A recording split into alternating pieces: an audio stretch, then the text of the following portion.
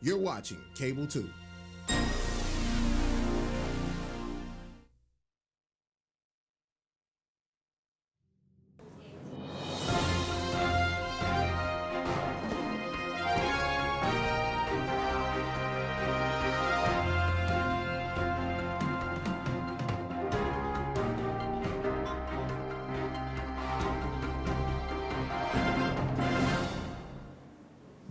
Good afternoon and welcome to the Buildings and Grounds Committee. I'm Leah Crowley and I chair this committee.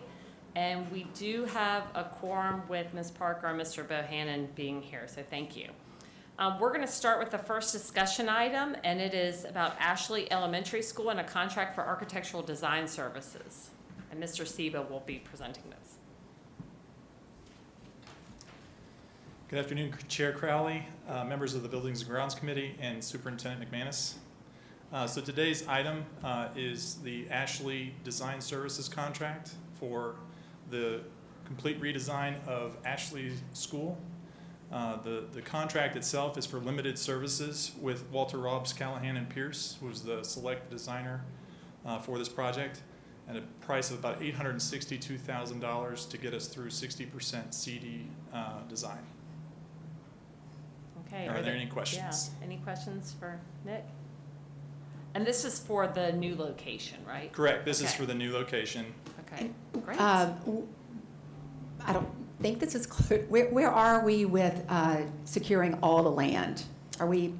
Ooh, that's a good question. So I think we have, I want to say Daryl is probably better equipped to speak on that matter than I am at this point. I knew we were a couple parcels short. Right. Yeah, so we are in the process. You remember we had 3 that went into foreclosure, tax foreclosure. So we have worked with the legal firm to start that process. And so part of that is working with the county on the tax, the reimbursement of the tax and the payment for any legal fees they have incurred along the way. So we're kind of finalizing that. That process is moving down the road pretty quickly. So everything will come together and be on schedule. Yes, ma'am. Okay, thank you. Great. Yes, Ms. Parker. So after the design, we'll go out and put it out for bid and all of that good stuff. Is that correct, or will we have to wait till? So once we get to full construction design documents is when we would go to bid. In this agreement we're stopping short of full design just because we need to plan ahead and schedule when we are actually going to take full construction for Ashley. Move that forward. So once we have that established, then we'll go through and produce the 100% construction design documents, and then also establish construction administration for the project. And If how you much don't mind, money I'm and gonna all? help out a little bit here. Yeah. One of the things that we're stopping a little short of is because not knowing the next bond being possibly 24, code changes every 2 years, and if we go to full design and then the code changes, we got to go back and redo this. So we're going to stop at a certain point to where code is not impacted, and then pick that up once we have the funds available. Okay, all right, good. For the bid price, is that okay, Nick? Yeah, that's accurate. Okay, that I was wondering. I thought we were. I mean, because of a bit bond and all that, I was wondering where we were going to stop with the process. So Yeah. okay. Yeah. So great, thank you. And how about input meetings like we've done for other new construction? Have those taken place or are they scheduled? So, go ahead. Are Yes. you go ahead, you start and then I'll continue. Okay. And I mean for like the design, input into the design. Oh, the design, okay. Sure. Yeah. So there's committees that are already looking at the school and what they want to have take place at the school. I know our architect is on board to have meetings with various stakeholders for the school to incorporate design ideas, including school administration and students and their ideas to the future Ashley. Okay. So, and I will add to that, so we have had meetings in the community at neighbor local churches and other places with families, facilitated by community members, and have gathered a bunch of input. In about 2 weeks, and I'm trying to remember the exact time, 2 to 3 weeks from now, 29, yeah. that we'll be coming together with the architect, with all the data that was collected from that, with other people that will be part of the design team, and that'll all happen at one time the next few weeks as an initial an initial meeting. So all of the input will be brought forward. Okay, great. And Walter Robs will be scheduling out repeated progress meetings to go over design as design progresses for the school too. So there's different phases of design that they're going to go and walk through as well, give updates. Do we know who the lead architect is going to be on this project, or are you at liberty to say? Yeah, I think it's Wesley Curtis. Wesley, okay, Yeah. good. For a project, like what delivery method do we use? Do we do CM at risk for schools? Or? So traditionally, like prior to this bond, the traditional delivery method was like what they call hard bid or design bid build. But in this most recent bond, in 2016's bond, the majority of the projects have been CM at risk, but we have done some hard bidding as well. Maybe, Daryl, why did we make the switch from design bid build to CM at risk? So I can help answer that question. Delivery method for construction really depends on economic climate and then also what your goals are for the project. You know, in traditional design bid build, you're typically seeking, you know exactly what you want. You're really just looking for the lowest bid possible for the project, right?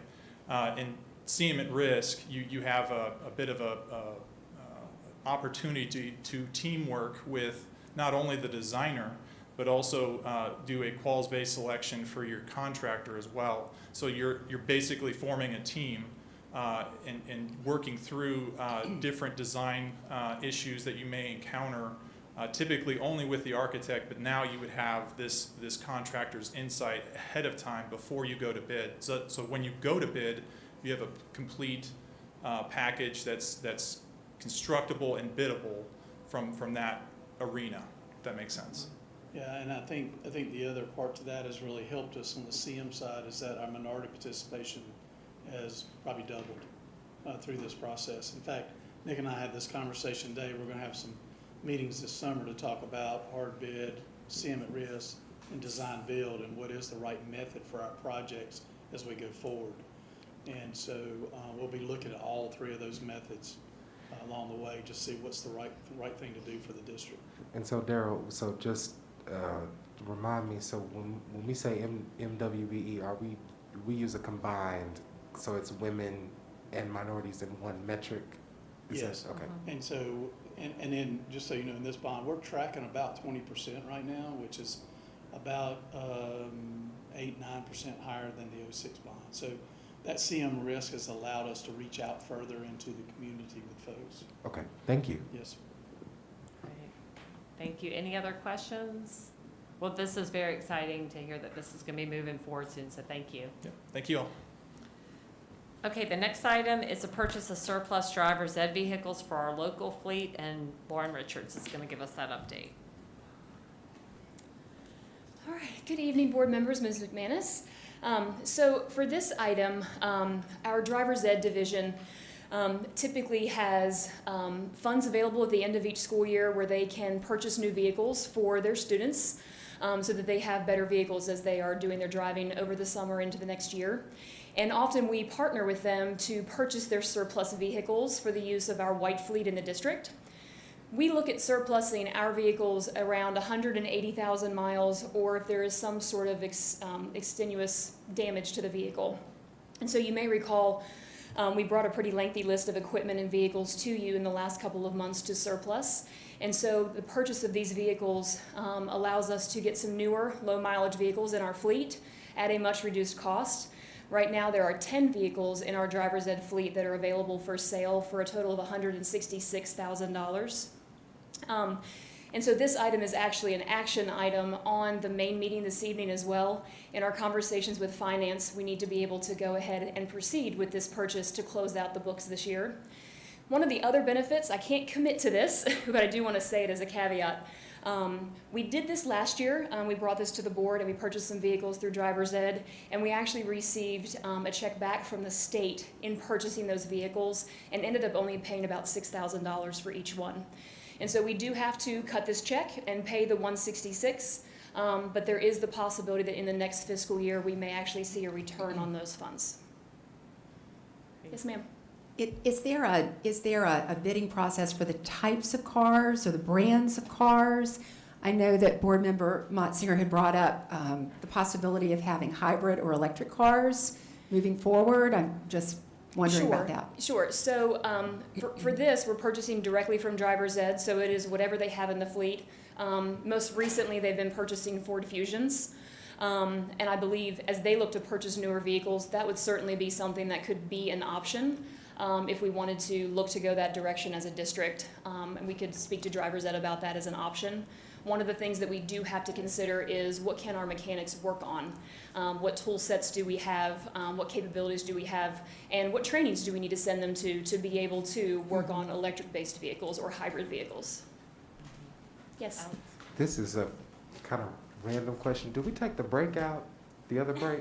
I'm sorry? Do we take the other brake out of the driver's ed? So if we buy the driver's ed, Oh, I do not know the answer to that question. okay. Okay.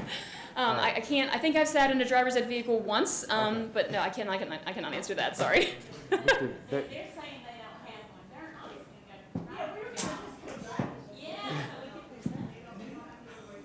Okay, I just want to make sure. Okay, thank you. That could be a little entertaining. I don't know. Yes, Steve? Mrs. McManus also had that great idea, if we could explore it, about when the older cars go up for auction, maybe work with the community about purchasing at a very low price and giving Yes. them to somebody in the, Yes, she did share that with us last week in the meeting, and families so of that need. is something that we can look to explore. We do have policy and regulations around how we surplus to make it fair for the market, but that is definitely something that we can partner with some local agencies. We typically sell our vehicles on a site called GovDeals. A lot of people don't know that it exists. I know I tell different community people all the time, landscapers and other trades folks, take a look on this site because you may be able to find something that we're surplusing that you could get at a significantly reduced cost. So we can definitely explore that avenue for our families. I think that's wonderful. That'd be great. And kind of to piggyback on that, I know there was some discussion last time about possibly some of our employees that might need a car or something, so it might be worth us sending out to different departments whenever we do Absolutely. surplus these, that they may be available if they're interested in. Yes, there is nothing, I believe, that prevents an employee from creating a GovDeals account as a consumer and bidding on those items independently in the market. Okay, great. And that might be something we do with our different departments, because you never know. Absolutely. Or they may have a child they want to buy a car for or something, so. Absolutely. Okay. Any other questions?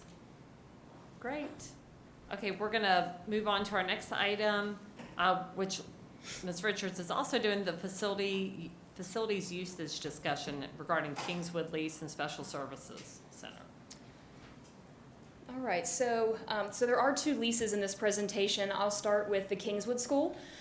So we have briefed this one with you all in our last Buildings and Grounds meeting, and we also came to you at the last main board meeting and requested some funds to go ahead and secure some products for the upfit of this space. So tonight on the main meeting, you do have the lease agreement for Winston-Salem State University for 271 Mercantile Drive. That is right around the corner from here. As previously shared, the Kingswood School is currently on the Crossnor campus, formerly the Children's Home, excuse me. And we are needing to relocate due to that lease expiring and them having some program changes as of June 30th. And so we've been meeting with the principal, Mr. Dupree, and Felicia Davis, our area superintendent, and a number of staff members to start to program that facility. Those things are moving along nicely. And so I think it will really be a great facility for those students. And so you do have that lease before you this evening. And so I'll pause there just on that one in case you have any questions specific to the Kingswood School. Any questions about the Kingswood School? Okay. All right. And so then the next item and lease is for the Special Services Center. This is located off of Mock Street in downtown Winston-Salem. This facility currently houses our EC pre-K intake and a number of other staff members on our EC team that support our students. the arts-based school has come to us and asked for the opportunity to share some space as they are looking to expand their programs. They have a number of students on their wait list, and they have the possibility of wanting to expand into this space permanently down the road. Right now, there is a classroom wing on the lower level that has been utilized for storage space, for EC equipment, and curriculum materials. The operations staff, Tammy Norwood and Blanche Stevens, have doing an excellent job of going through that equipment and those materials and relocating and providing space for them that's still very adequate so that they can provide those services to our students, to clear that space out so that the arts-based school can lease this space come August for a few classes that they have on their wait list. Any questions related to the arts-based school lease at the Special Services Center? Okay, great, thank you. You're welcome. And just, these are the recommendations for this evening. You'll see them on the main action items tonight. Okay. Thank you. And we do have an action item to consider approval of the Ashley Elementary School Design Services contract that's coming in at $862,000 with Walter Robbs. Is there a motion to approve? So moved. Second? Second. Thank you. All those, or any other questions or discussion? All those in favor? Anybody opposed? The motion carries. Our next Buildings and Grounds Committee meeting says August 9th here, but I think it's actually. It will be the second. Right, it'll be the, Second Tuesday. right, the second meeting, the fourth Tuesday, right. Okay. And this meeting is adjourned. Thank you. The 23rd of August.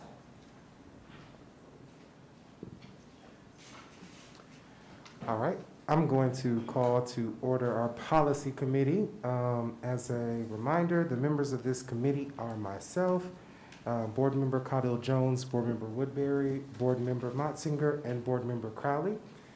We have 4 discussion items this afternoon. The first is Policy 5117, Assignment of Pupils Policy, with our attorney, Ms. Jenkins.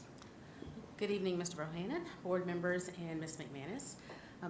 The last policy committee, we reviewed some proposed changes to Policy 5117, which is the board's, kind of overarching philosophy about the assignment of students within the schools. We did post it for public comment, but did not receive any public comments. However, I just wanted to review with you briefly some proposed changes based on the feedback that you provided at the last policy committee. And Dr. Roseborough is here, and I know Dr. McMillan is on her way, in case there are any additional questions. But the first change I wanted to call your attention to is in Section 2B. There was some feedback and some suggestions about modifying that language to make it a little bit more clear about the factors that would be balanced in consideration for assigning students. The language was added to the beginning sentence of Section 2B. And then minimizing isolation of social economic groups was replaced with maximizing racial and social economic integration. And the third point, minimizing schools with a single race majority, was stricken based on the feedback from the last meeting. Additionally, go to this next page here. Under the student assignments, I believe it was Ms. Parker who made the suggestion under Section 3B to clarify that school assignments and choice school options shall generally be based on where students are domiciled, just to provide further clarification that students aren't just, they're not just guaranteed the right to attend their residential school, but they also have the option to attend choice and magnet schools that are within their domicile range. And so that proposed language was added to Section 3B. And then Dr. Roseborough clarified at the last meeting that Section 3C should have been stricken in its entirety because we no longer do themed choice programs at our elementary and middle schools. So with those 3 changes, I will open the floor for any questions or feedback that you have. Board Member Jones. I was just gonna, I think I asked maybe last time, but in Section 2, under B, we say student assignment attendance zones will be developed by balancing to the extent possible, a student assignment plan that promotes the mission. How are we what mechanism are we using to balance it? So I would ask Dr. Roseborough to come up to provide additional information regarding that. Mike is up here. Oh, you can Okay. come up here. So, right now, we're using our building capacities Okay. in terms of balancing our programs and then our preferences that we currently have in place, which is sibling preference, employee preference. So that's really, it's nothing different, it's really the things that we're already Yes. currently doing. And Okay. using our lottery to determine whether or not we have the availability of space. For the magnet programs. Okay. Yes. Thank you. So, Dr. Roseborough, I'm sorry, I had a question. So under section 2B, where we kind of crossed out the minimizing schools with a single race majority, and we kind of changed the language to add maximizing racial and socioeconomic integration. So could you talk me through sort of the impetus for that change? Is it just because we wanted to just make the language a little bit different, or could you talk to me about that? So I think it's the intent of our equity policy 1100 as well as the board to try to maximize those opportunities for students with our existing plan. But we felt like that having that particular broad language in place shows the intent that it is not our desire to have schools that are heavily isolated with minorities. That's not the goal. It just depends on how our school district is configured and our close proximity to neighborhoods. So that's just to show the commitment and the intent of the school choice plan is designed to maximize racial and socioeconomic integration. Okay, thank you. Thank you. Oh, Board Member Monsinger. Yeah, just a question. So does that mean whenever a school is built and we're looking at attendance, we will be taking this into consideration in a more intentional way than we have previously? Yes, ma'am. Okay. We're looking at that, and I think we did some of that this past year when we built Louisville Middle School. We looked at what those racial and socioeconomic demographics would be when we built that particular school, and so yes. So when we draw lines, we'll be not drawing them just by natural lines, but by making sure they're inclusive? Yes. Right, thank you. Board Member Crowley. So there's a couple things that are conflicting here. It talks about the geographical proximity, but then the reality is we use a lottery system. So how do we reconciliate that here? So our current lottery system is based off of the number of seats that are available after our residential students are placed for those schools that have residential attendance areas. So we only have a few schools, which would be those geographical areas that you're mentioning. Right. We only have a few schools that do not have geographical areas, and that would be Atkins High School, as well as Downtown School and Winston-Salem Preparatory Academy. Okay. I guess it's saying that, you know, if we could, I can't get it to load on my iPad here, but there was a part here that we said that Ms. Parker had mentioned about, so if it's saying that, okay, if it's saying that it has to do with geographical location, but then we're using a lottery that doesn't have any to do with anything, what is that? So if I live near the school, say I'm trying to get into a magnet school, and I live near there but not in the residential zone, to me it kind of reads like that I would get better consideration because that's where I live. I'm more proximal to that location. But that's not the case because it's actually a lottery. It's B under student assignments. Right. 3B. I think what 3B, yeah. I didn't read that one talking about, when I made that suggestion, I didn't read it talking about magnets. I was just doing zone choice, thinking about zone choice and residential. Okay. Not, to me, does that one have anything to do with magnets, Ms. So And magnets are the only ones that have the lottery, right? Yes, the Right, magnets that, are that all- was, that was kind of my reasoning, because before I think Dion, my old memory doesn't, anyway. It didn't have anything, it just said school assignments shall be generally, right? Correct. And with that addition, I guess my intent was that we make sure that we have choice school options included in there so that nobody, so that Correct. that's still in there. Because- That was my intent. So is there anything in this, under 3, student assignments, that addresses magnet? So we do have another AR that speaks specifically to the magnet process. Okay. And so once this is finalized, those will be updated and revised as well, and we can come back and share those with the board. But that goes into more detail about the assignment to magnet schools. Okay, great, thank you. Yes. Any additional questions? Okay, thank you. Thank you. Thank you. All right, our next agenda item is policy 3440, inventory of fixed assets, with our CFO, Ms. Andrea Gillis. Good evening, board members and Superintendent McManus. We're going to bring forth tonight a policy change. This policy has not been updated since August of 2013, so we want to update it now. Mainly, we want to address the threshold for fixed assets. Currently, it's at 1,000. The state policy is currently 5,000, and it's also a recommendation of our auditors as well as the Government Finance Officers Association that we update our policy to have fixed asset $5,000. And what this means is that anything less than 5,000 will not be depreciated. But we still track things like, laptops and stuff like that, but it just won't be a capitalized asset. And that's pretty much this entire one. And we're also going to strike through the system shall be implemented no later than January 1st, 1982, because it's already been implemented a long time ago, so we're going to strike through that.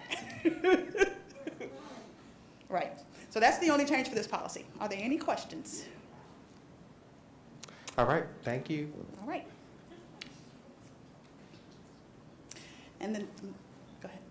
Oh, no, you go ahead. You have to introduce the next Oh, one. right, Yeah. okay. The next one, policy 3450, special funds of individual schools. Okay, so this policy was put in place a while ago as well, and when the things that we're changing in here are related to school budgets. A long time ago, schools would get a check from the district to put in their school checking account. It would be a check that the district would write with district funds to the schools to put in their school checking account. We would require the principals and the schools to create a budget for that funds and then post it. But we stopped doing that in 2021. We stopped doing the check to the school and everything stays. They still get the money, but it's in our finance system, AS400, and they spend it that way. Prior to that, they were getting part of it in AS400 and part of it in the school checking account, but we stopped doing that in 2021. So now we just want to change the policy to reflect that and no longer require them to do the budget, which is this section right here. We want to strike through all of that.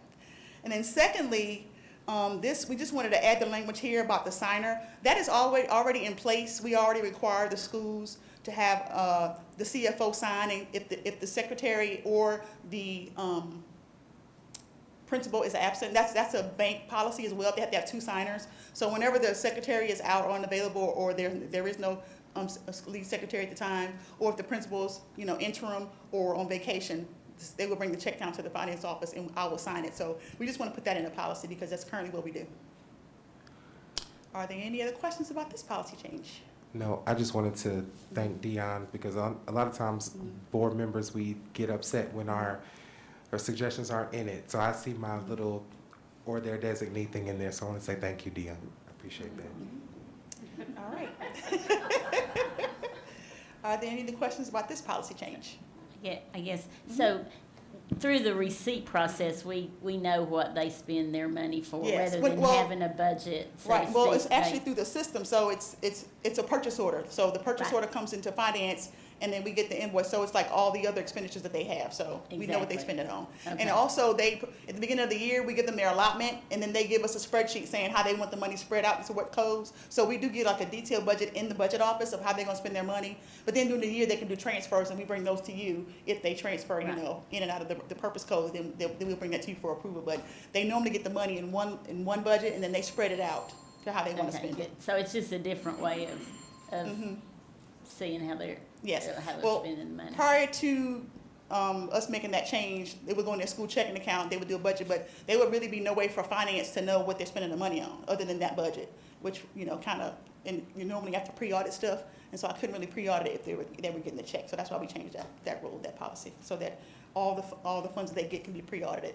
That's district funds. Now, the money that comes to them, that's like in their school funds, that still stays with them. So if they get donations from partners and they have fundraising, that money still stays with them. This is just the money that district was giving them that was part of the district budget. Any other questions? Okay, thank you. Thank you. All right, our last discussion item is the discussion of policy 3330, contract administration with Dion. Well, if you recall, a couple of policy committee meetings ago, there was some discussion and it appeared to be some desire on behalf of the board to explore adjusting some of the authority limitations for the types of contracts that are approved by the board. And so tonight I bring back for you just some additional information and I ask that you give me some direction on what you would like to see changed in the policy based on this. So overall, I'm going to review what the thresholds are in policy 3330. I'm going to review a summary of what the similar guidelines are in the other large districts, and hopefully at the end take feedback from you all as far as what changes, if any, you'd like to see to those thresholds in policy 3330. So just to give a general overview, the Winston-Salem Forsyth County Schools policy provides different dollar thresholds for certain types of contracts that require board approval. Generally speaking, there's a different threshold for consultants that are hired to do a staff development activity. The threshold for that is $10,000. So anything above $10,000 is required to come to the board for approval. You also have within your policy a caveat for professional services, which is generally defined as professional organizations like engineering firms, architectural firms, anyone who engages in certain professional services. And if their contract is in excess of $25,000, it's required to come to the board for approval. You also have some limitations regarding certain real estate transactions and some language regarding grant-funded and flow-through contracts. I didn't get the impression that there was much concern to change those thresholds, but we can certainly go into that in more detail if you'd like. It seemed to be centered more so around the consultant and professional service contracts.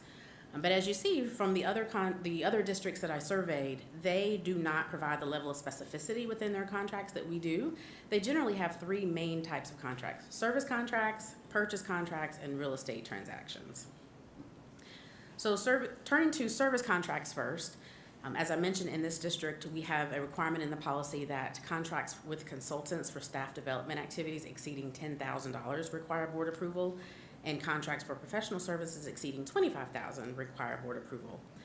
I won't go through these one by one, but as you can see in the other districts, those thresholds for service contract, which will be inclusive of staff development and professional services, are much higher.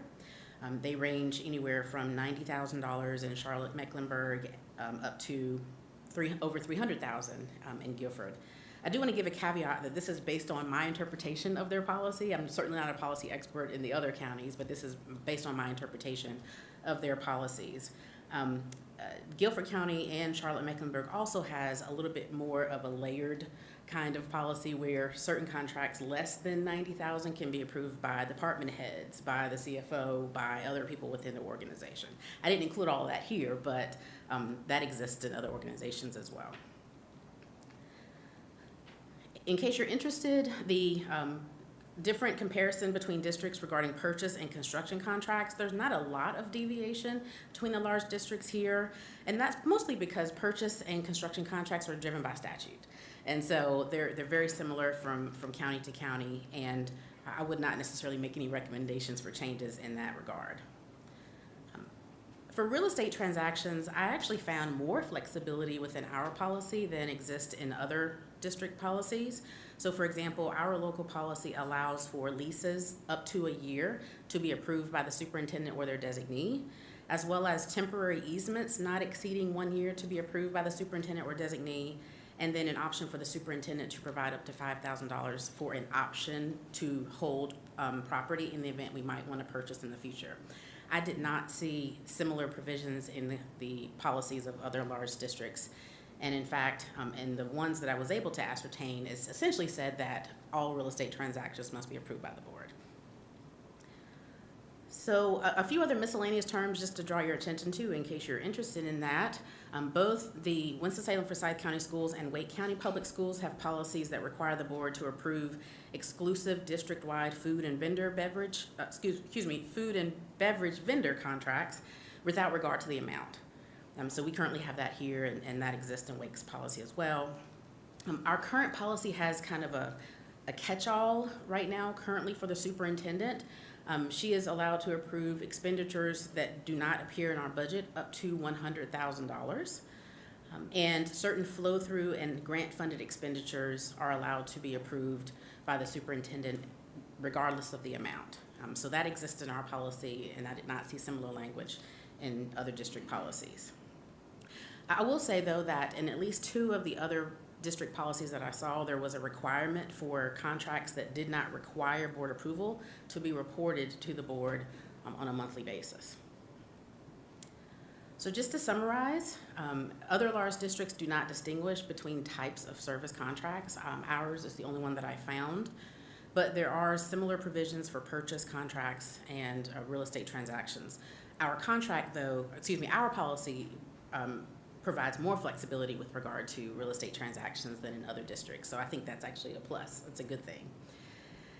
And like I said, in other districts, service contracts are inclusive of everything. There's not a specific threshold for types of service contracts. It's just all service contracts of a certain amount are included within that. So I know that was a very quick overview, but at this point, I will turn the floor back over to Mr. Bohannon. I'm happy to take any questions or feedback from you all if you want to have any discussion around potentially changing the threshold levels for service contracts in our district. Sure. Board Member Crowley. Yeah, I have a question, or just clarification I need. You're saying in our district, the superintendent can enter into contracts for expenditures that are not budgeted, as long as they don't exceed 100,000. Is that without board approval or with board approval? That's without board approval. So how many of these under 100,000 contracts could a superintendent enter into where, I mean, because that would absolutely impact a budget. So I want to clarify to say they weren't items that may not have necessarily been in the approved budget as far as line item expenditures, but there's items that there is funding for. So there have to definitely be funding for it. Okay. It just may not have been something. Because it says it's not budgeted, I'm thinking, where's the money going? I don't know. Okay. But yes, there has to be funding. But the other thing, Dion, is just like any of our policies that haven't been updated, one of the reasons why I wanted to do this is because we have a lot of policies that say one thing, but that doesn't necessarily mean they're being acted upon. I think that this little caveat is interesting, but I'm not entirely sure when the last time is that a superintendent entered into a contract or like utilized this for the purposes of doing that. I'd be interested to find that out, but I don't necessarily. I did have a question about, so for that part, if the contract was a professional development contract, right? The other part of the policy would kick in where it would require board approval because of the type of contract it was. That is correct. Okay. Are there any additional questions for Dion Wright this minute about what she's presented? Board Member Jones? Board Member Jones. So I think what we were talking about, I mean, what kind of brought this on was back on, I guess, like slide 4, when we were talking about the staff development not exceeding 10,000, right? And then contracts for professional service exceeding 25. I think one of the things,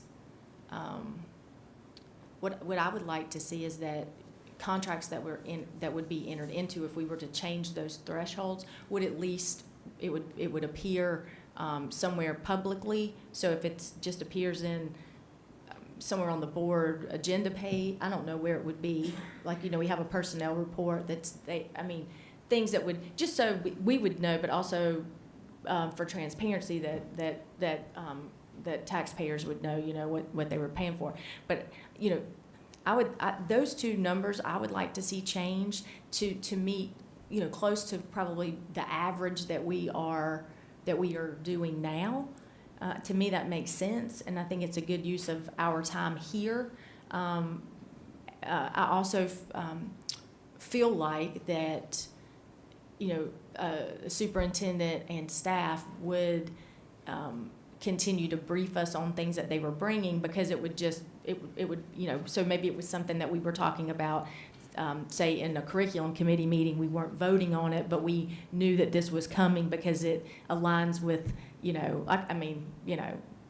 what we're doing in the classroom. So, but to me, if we could go back and look and see kind of what the average of that we are approving, and that's probably a good start. And I would be comfortable with that. And again, as long as somewhere the board knows when we enter into the contracts, it's written, printed, and whether it's on, I don't know, like kind of monthly, to also that it would be a document that the public could see as well. I like that idea too, that those numbers be raised, and that it's more of a reporting than getting approval, if it's already budgeted, so. Is that something that could be put on a consent agenda, or does it need consent, or, It could be. I will just say I would like some additional clarification for the types of contracts that you like reported, because there's a lot of contracts. Right, yeah. Because I see them all and I approve them all. So, we're talking about hundreds. And I think, so in particular, what I remember, and I do feel like there's definitely, real estate contracts, things like that, we have to, those things by statute we have to do. If I remember right, when we're specifically with the staff development and the professional services, especially with, I think a lot of things come to us, think law, right? That would fall in here. And some of the other contracts that have come to us, that,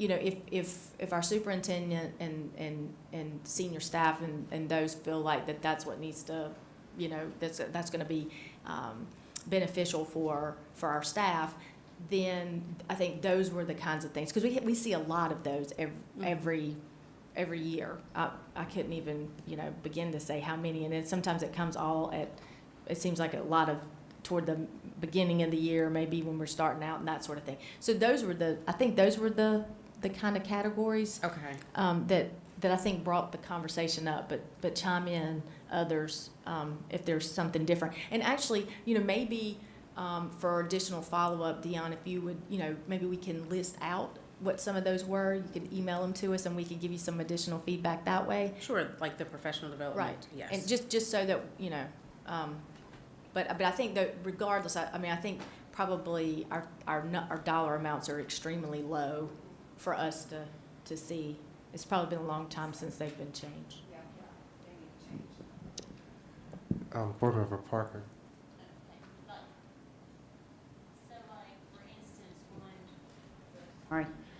For instance, one like tonight would be the multisensory in Orton Gillingham. Is that what type of things that you're referring to, Ms. Jones? Yes, Okay. ma'am.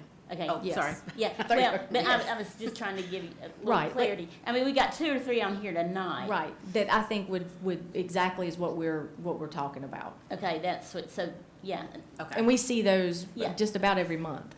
Yeah, we do, and a lot of them come. And sometimes I think it's helpful for the board to have a little bit of clarity about what they are, and maybe they can come before the appropriate committee for either knowledge, or since they don't have to be approved, it might be helpful so that we know what's happening, if it's something that's worthy or new, that the board know about those things so that we're aware of exactly what it is. But yeah, I think it's fine the listing is good. Right. But that's what you're talking about. That's what is like- that's exactly what I'm talking about. And Okay. again, I think there's opportunity there to talk about that at curriculum committee meeting, if it's, some of these things just, I mean, in a brief, I mean, I don't think it has to be long, or it may just be, you know, emailed to us just to give, and if we have questions about it, then we can have a conversation. But like Orton Gilling, I mean, it's been around a long time. It's just starting in the school, correct? So, I mean, you know, that's something maybe for a new board it would be helpful, but, you know, yeah, some of those I just think we recurring take a ones. lot of, I mean, it's a lot of items to have to go through, and I would say by far, most of those items on the monthly agenda are, we roll right through and they're approved. I mean, there's a few that, you know, we have to talk about, because most of the time, I think, again, it's just seeking understanding of what they are.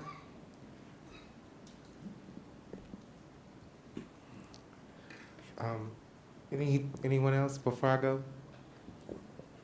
Okay, so I would say, Dion, first, I think that my suggestion would be, and we can kind of, after you kind of put everything together, we can look at like a final thing before we pass it. But I would suggest that we look at combining the professional development with the professional services in line with sort of what other districts are doing.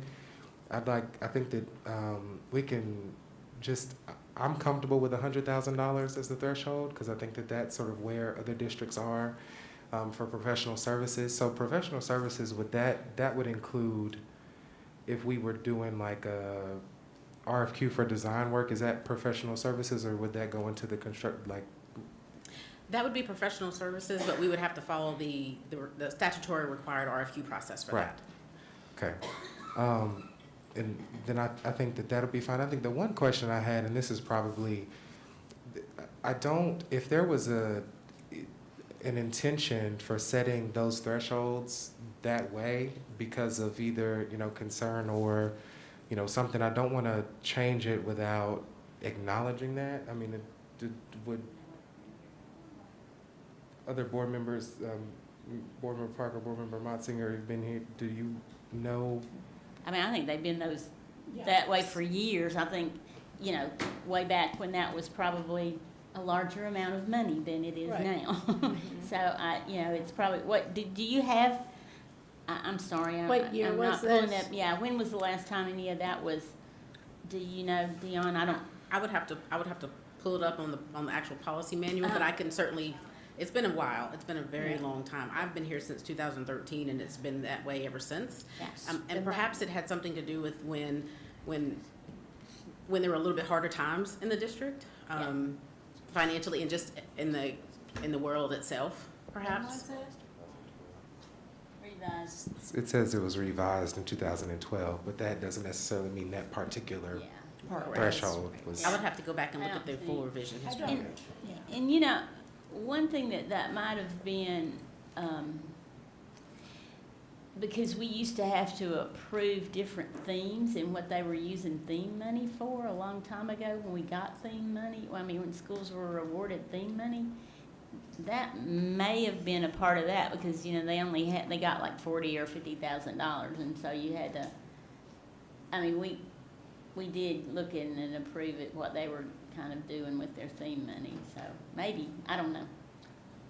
There again, my old brain doesn't remember. I don't know either. I don't remember it ever not being there. And so I think that given inflation and costs, that 100,000 is a very reasonable threshold. I think so too. And then I think leaving the real estate where it is, food and beverage where it is, I think that's fine. I would say my suggestion would be to change the caveat to the 100,000, that requires board approval as opposed to it being on the superintendent to do that. You know which one I'm talking about? I'm not being specific.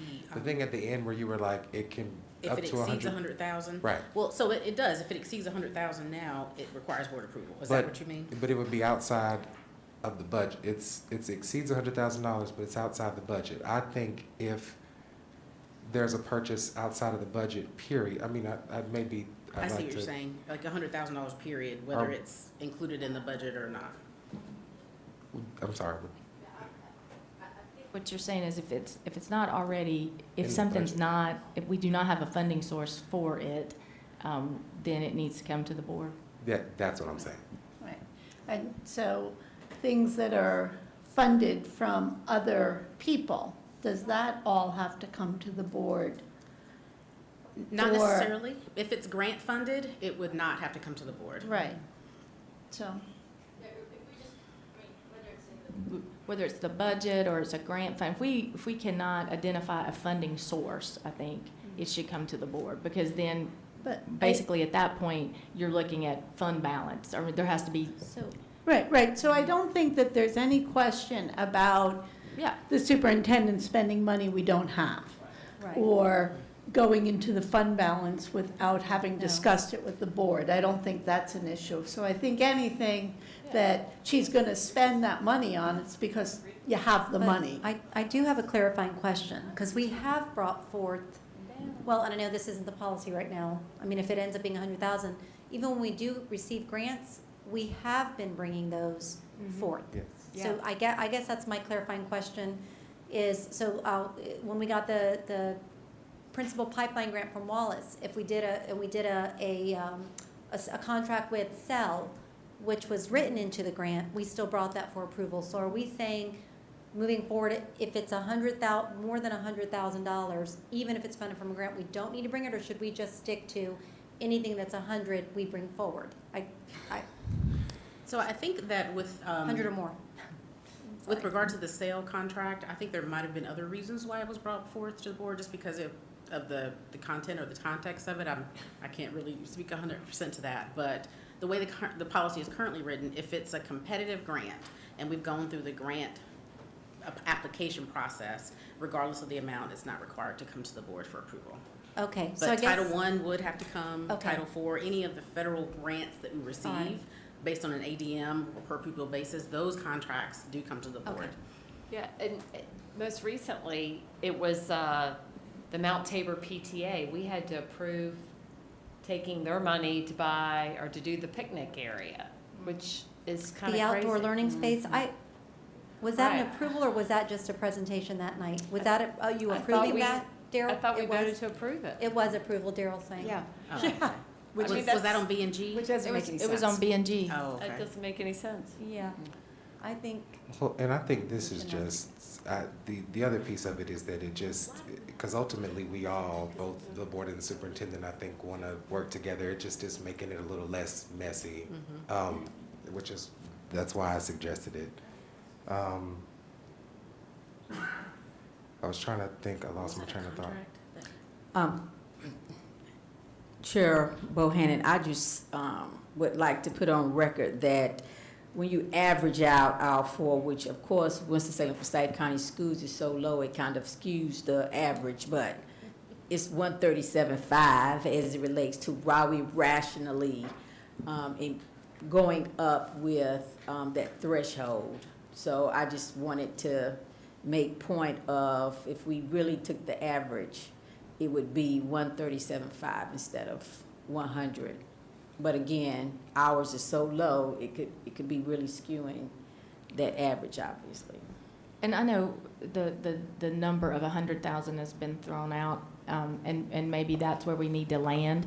But I think it would be interesting if we look back through the contracts that we have approved this year, just over, just during 2022, and see what the average of those are. Because we're saying 100,000, we might be surprised that I'm not saying that that's low, but we might find that it might be more like 150. Or, so if the point is so that these things are not, kind of bogging down, Yeah. then maybe we Yeah. just really need to look at what those numbers are.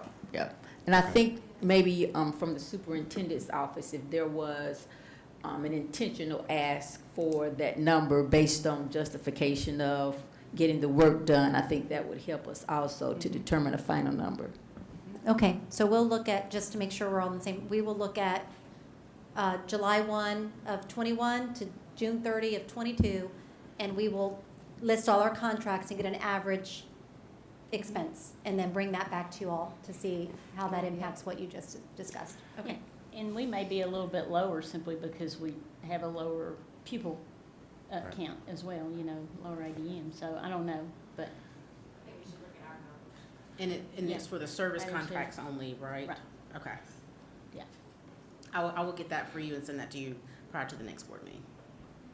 Okay, and then the last thing, Dion, is you talked earlier at the beginning about, in some of your research, you saw where certain districts have, even sort of beyond this process, a kind of scaffolded, like even below that. I'd like for us to, like, and that isn't something that necessarily requires board approval, but if it does, I'd like for us to kind of solidify that, like within our own house, just so we kind of understand that structure. So if it's 100 at the superintendent level, where is it at the department head level, those kind of things. I think that'd be interesting to, I just want to kind of shore that up too. Sure. All right. Any additional questions before we move on to our action items? Okay. Thank you, Ms. Jenkins. You're welcome. Our action items, we have 3 this evening. The first is consider approval of policy 5117, assignment of pupils policy. This is the second reading. Do I have a motion? Move to approve. Is there a second? Second. Any questions or discussion? All those in favor? All right, that passes. The second item is consider approval of policy 3440, inventory of fixed assets. Move to approve. Is there a second? Second. Any discussion or approval? I'm sorry, discussion or what the other word is, I forgot. Questions? Questions. All those in favor? Thank you. Lastly, consider approval of policy 3450, special funds of individual schools. And I would just like to say that's at $100,000 and the information before we take a full vote. No, it's a different, Different. it's a different policy. This is the schools not having to have a budget. Okay, so sorry. Yes, I Move to don't need a approve. budget. Second. Any questions or discussion? All those in favor? Thank you. I don't know when our next meeting is. It would be sometime in August, right? Yes. August 2nd? No, the first week. No. August 9th. The fourth week of Fourth week of August. August. I'm sorry. 23rd. The 23rd is our next meeting. And with that, we are adjourned. I will give it to our Thank you. chair. I would like to call the meeting to order. May I have a motion to go into closed session to discuss a personnel matter? Second? Okay, all in favor? Thank you.